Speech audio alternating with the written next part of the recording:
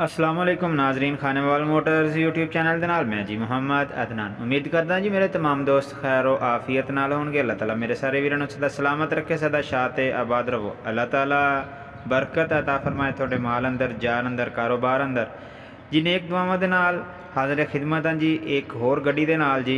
गड्डी है जी मैसी 240 मॉडल है जी गड्डी दा 83।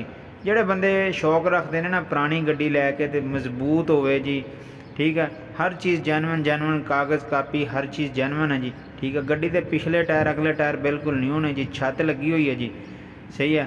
और मालकां दा राबता नंबर जिहड़ा वो मैं स्क्रीन पर शो कर देना वा, तुसीं उन्हां नाल भी राबता कर सकते हो।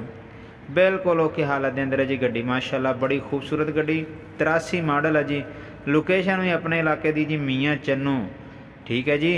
मियाँ चन्नू की लोकेशन है भाजी, जेडे अपने इलाके के ने वेख रहे ने खानेवाल दे जी, कमेंट के अंदर जरूर दस्या जे। तो तुसीं भी जेडे जेडे शहर च बह के वेख रहे हो सानू इस वीडियो के अंदर सानू कमेंट जरूर करके दस्या कि तुसीं किहड़े शहर च बह के साड़ी वीडियो वेख रहे हो, ठीक है जी।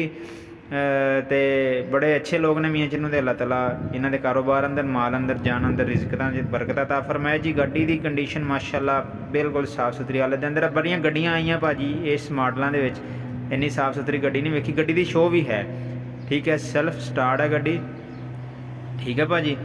और हर पास ये नहीं एक आने का काम नहीं है जी, माशाल्लाह बिल्कुल ओरिजिनल हालत के अंदर। हर चीज़ जी ये आपदी ओरिजिनल है जी, सही है जी।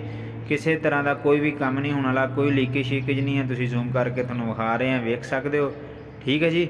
और जी दूसरी गल है डिमांड की, डिमांड जी जी मालकां की तरफों की जा रही 6 लाख तो 80 70 80 इत्थों तक गड्डी जी है ना जी। इंशाल्लाह होर भी प्यार मुहब्बत हो जाएगा भरावां दे नाल, ठीक है। राबता करा जी। उम्मीद करांगे दोस्तों वीडियो पसंद आएगी। मिलेंगे एक नई वीडियो के नाल। नमाज कायम करो पाकिस्तान।